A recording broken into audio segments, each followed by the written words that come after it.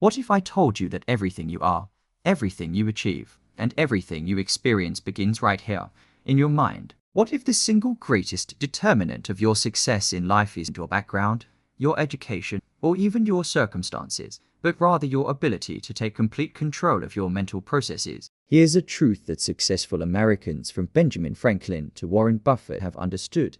The person who controls their mind controls their destiny. Look around you. In this great nation of opportunity, what separates those who rise from those who remain stuck? What distinguishes the entrepreneurs building billion-dollar companies from those still dreaming about starting their first business? What makes the difference between the athlete who makes it to the Olympics and the one who quits after the first setback? The answer is both simple and profound: mental mastery. The conscious, deliberate control of your thoughts, emotions, and habits. And here's what you need to understand right now. This control isn't a gift you're born with. It's not genetic. It's not reserved for the lucky few.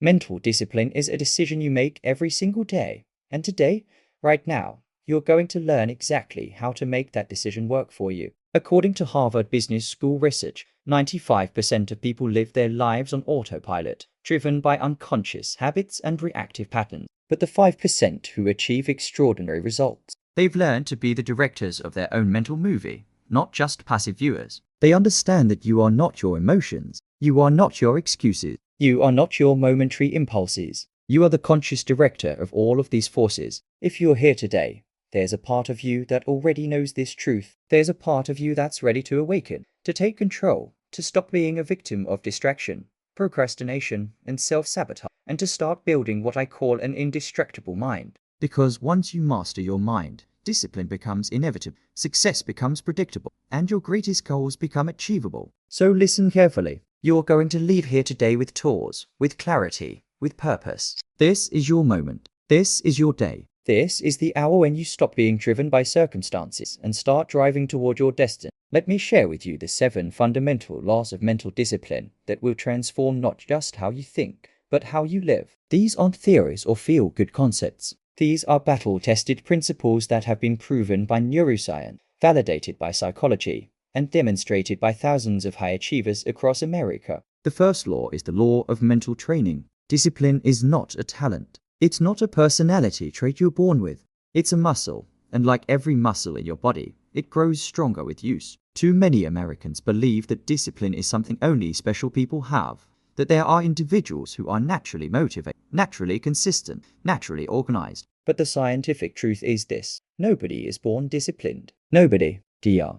Angela Duckworth's groundbreaking research at the University of Pennsylvania revealed that grit and self-control are learned behaviors, not inherited traits. The difference between people who achieve their goals and those who perpetually start over isn't talent, time, or luck. It's the capacity to tell themselves, no matter how I feel today, I'm going to do it anyway. And that capacity doesn't appear overnight. It's forged in the moments when you don't feel like it, when you're tired, confused, or afraid. Those moments are the most valuable because those moments build your character. Think about this. When you say yes to your purpose and no to laziness, distraction, or the easy impulse, you're sending a powerful signal to your mind. I am in command. And every time you do this, you become stronger. Because discipline isn't about doing big things once. It's about doing small things every single day with intention, with focus, with commitment. So let me ask you something.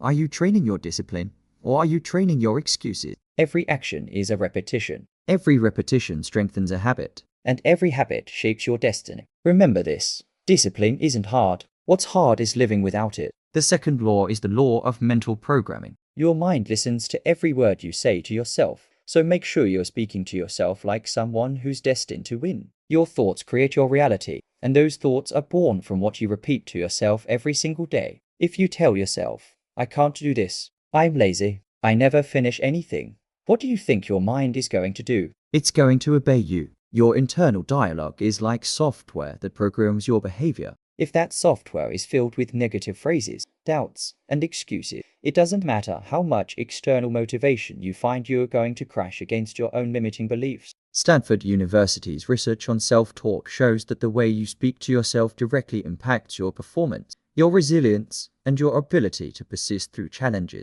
Champions in every field, from Silicon Valley CEOs to Olympic athletes, have mastered the art of positive self-programming. So you need to reprogram yourself. How? by changing what you say to yourself. Stop saying, "I'm lazy," and start saying, "I'm training my discipline every single day." Stop saying, "I have trouble focusing," and start repeating, "I am focused. I am advancing. I am growing." This isn't self-deception, this is leadership. This is taking control of the language that forms your reality. Because here's the truth. Nobody talks to you as much as you talk to yourself. And if that inner voice isn't on your team, you're fighting an uphill battle. But when you reprogram it, when you make it your ally, when every thought reinforces your commitment, then you are no longer alone. Your mind works with you. Speak like a champion, think like a warrior, and watch how your actions begin to transform.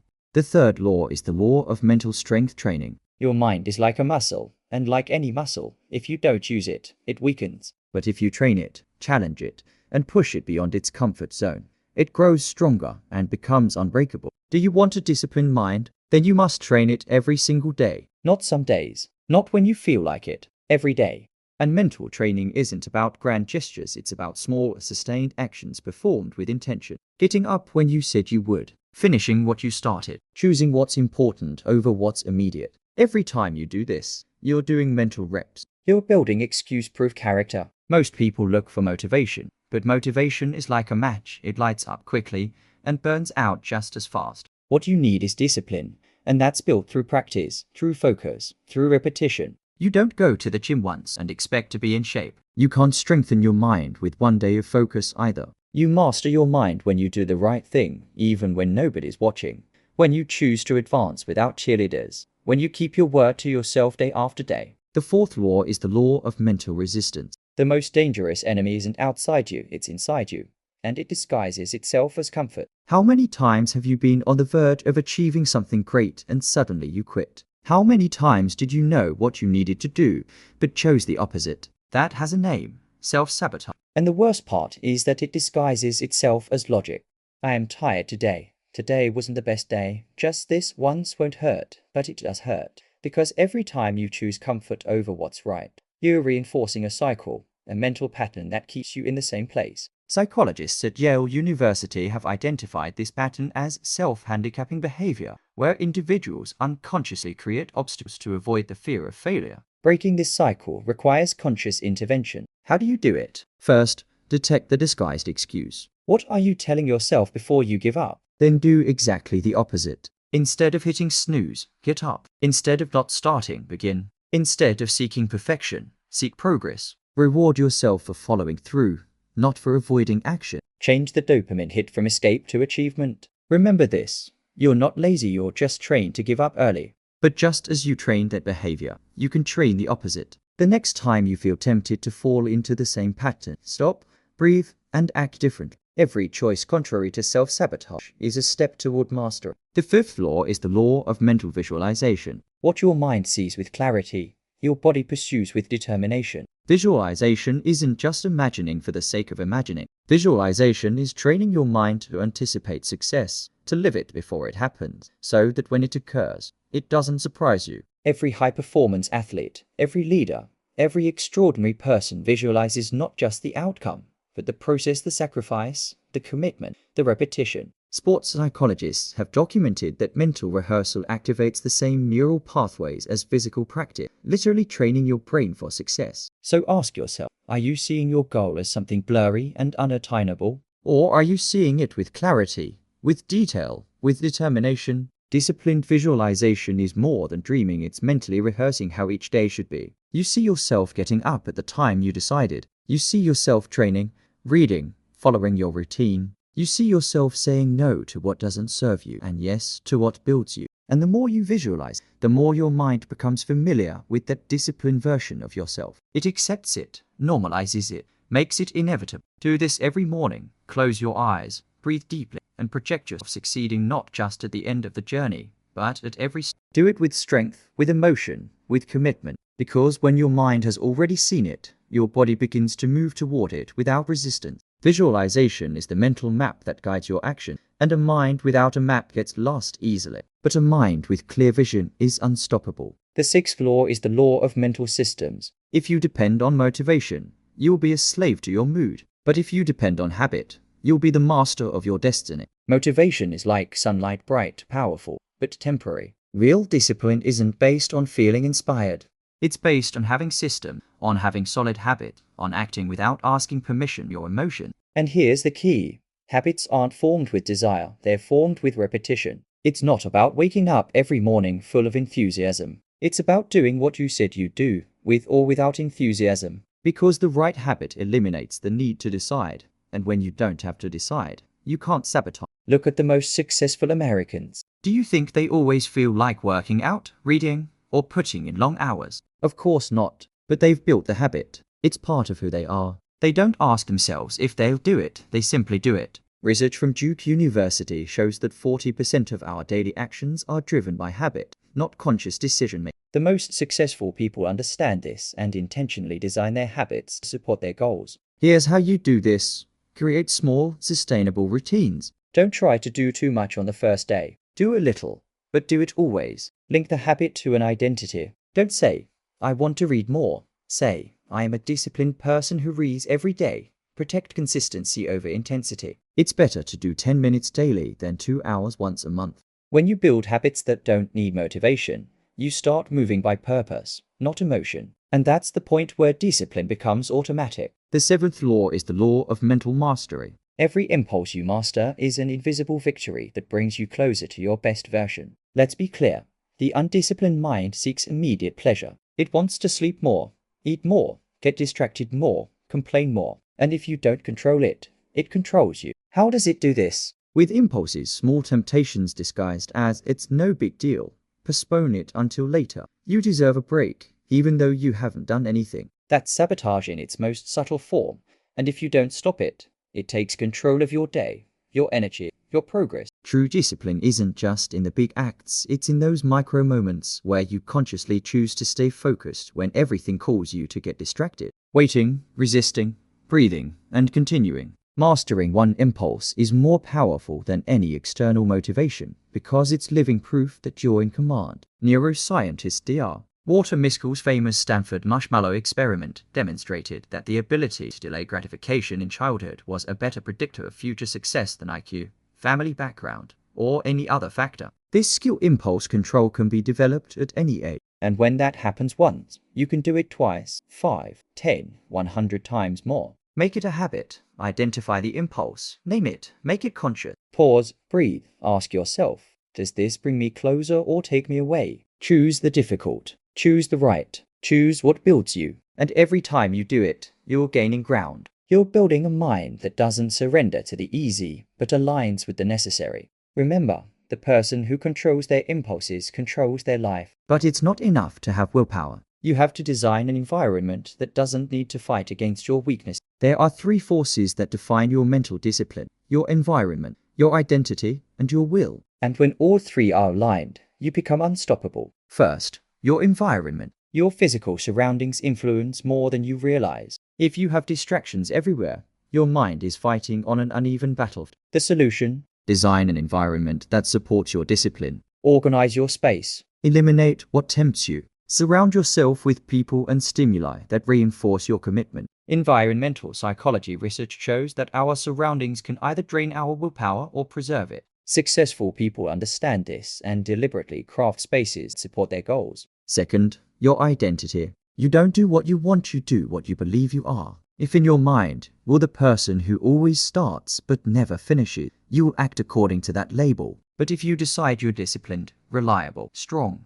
you'll start behaving as such. Identity is chosen and reinforced with every decision. Third, your will. This is that internal fire that ignites when nobody else believes in you. It's the force that says, even though it's difficult, I'll do it anyway. But be careful, willpower gets depleted if it's always in combat. That's why you need to support it with a healthy environment and a clear identity. When the environment is favorable and you identify as someone disciplined, your willpower doesn't have to fight as much. It just guides. It just leads. Build this trinity, and you'll have a mind under control.